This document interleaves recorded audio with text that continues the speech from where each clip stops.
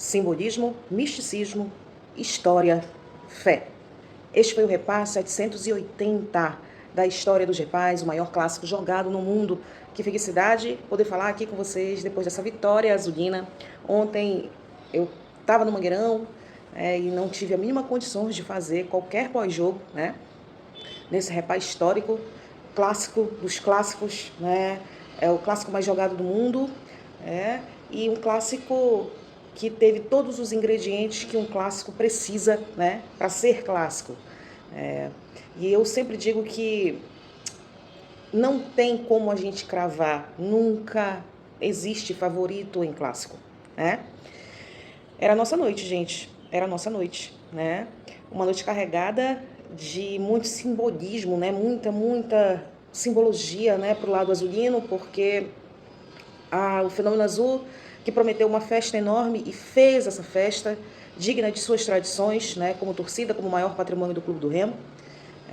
3 mosaicos, e um mosaico em especial homenageando esta que aqui está, nesta pequenina imagem, Nossa Senhora de Nazaré. Enfim, gente, homenagem muito bonita do Clube do Remo, da comissão de festas, do Clube do Remo, a esta que aqui está, num mosaico em que retrata ela, né, com os raios, né, parecendo o sol, e aí a gente faz uma análise das próprias escrituras sagradas, em que falam que Nossa Senhora é uma mulher revestida de sol, vestida de sol. Então, assim, muito lindo, né? E a fé esteve ao lado, né, dos azulinos ontem, do início ao final. O Remo que fez um jogo muito difícil, né? A gente sabia que o nosso rival, apesar da má fase, apesar de estar tecnicamente rebaixado, a gente sabia que eles viriam, né, nos trazer dificuldades. A gente sabia disso, né? E também não podemos esquecer, gente, que o nosso sistema defensivo ontem, né, teve 3 baixas, né? A gente não tinha Reinaldo, a gente não tinha Klaus, a gente jogou sem o Marcelinho, que vem aí numa crescente espetacular, o nosso lateral direito, né? Mas o fato é que os que ali ingressaram jogaram, a meu ver, com bastante afinco, né? Apesar do Pedro Costa, assim, em vários lances eu acho que ele deixou um pouco a desejar, mas em outros eu acho que ele já até meio que se recuperou, né? Eu acho que a questão de ser um clássico, a questão de você jogar com aquela garra, com aquele afinco, com toda aquela torcida ali, ajuda muito o atleta, né? Às vezes não, às vezes o atleta sente o peso. Mas eu acho que ontem, num sentido geral, o elenco remista acho que conseguiu superar essas dificuldades, sabe? O rival nos ofereceu muitas dificuldades, tá, gente? Nós abrimos o placar com um gol lindíssimo de Caio Vinícius, não é uma cabeçada certeira. O Caio que agora tem sido esse elemento surpresa, e tem feito gols importantes. Já tinha sido assim contra o Atlético Paranaense, né? Enfim, o rival acabou tentando, né? Mas a gente sabe que a gente que acompanha a Série B, a gente sabe que o rival tem grandes dificuldades no sentido ofensivo, não apenas defensivo, porque eu acho que defensivamente eles são até piores do que ofensivamente, mas ofensivamente eles também são muito abaixo, porque eles não conseguem, né, ser efetivos, né? E a gente viu exatamente isso, né? Só que o que acontece, gente? Clássico é clássico. E se você cochila um pouquinho, tá? Aquela situação pode se reverter contra você. E foi isso que aconteceu no segundo tempo, porque a gente consegue fazer o segundo gol numa jogada lindíssima, trabalhada.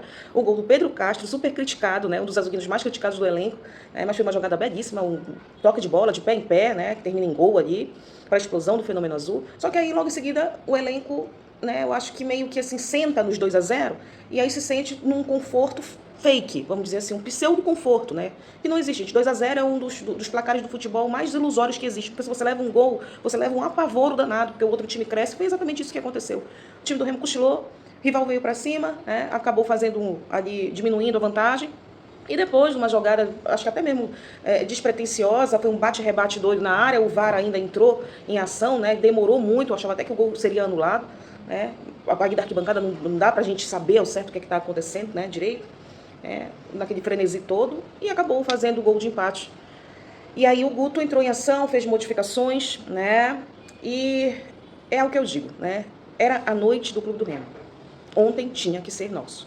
E aí entra o misticismo, a simbologia, né, que falou mais alto, a fé, né, que, enfim, todos esses ingredientes fizeram a história do clássico Repá 780, né, e tornou este Repá 780, assim como tantos outros clássicos, inesquecível para a torcida azulina, com um gol, né, de um garoto uruguaio, nem brasileiro é, mas que incorporou a alma de um verdadeiro remista, de um verdadeiro leão, né? E num chutaço, né, numa falta frontal, num chutaço, consegue fazer um golaço da vitória azulina aos 47 minutos do segundo tempo, né, para a alegria de mim que estava lá e de todos os irmãos azulinos que também estavam no Colosso do Bengui e foram prestigiar este repá, né, histórico, este repá clássico. E aí é que eu digo, né, gente, aí é o misticismo, a simbologia deste escudo aqui e deste número,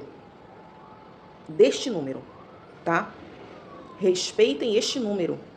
Isto aqui é a maior marca histórica entre rivais do mundo.